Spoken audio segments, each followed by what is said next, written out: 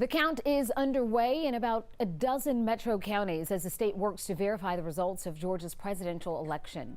Election workers are being asked to retally nearly 5 million ballots by Wednesday, and they are doing it all by hand. This afternoon, NBC News declared Joe Biden the apparent winner in Georgia, giving him 16 more electoral votes.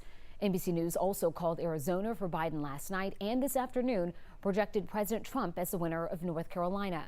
That means by NBC's count, President-elect Joe Biden has 306 electoral votes, pushing him well past the 270 needed to win.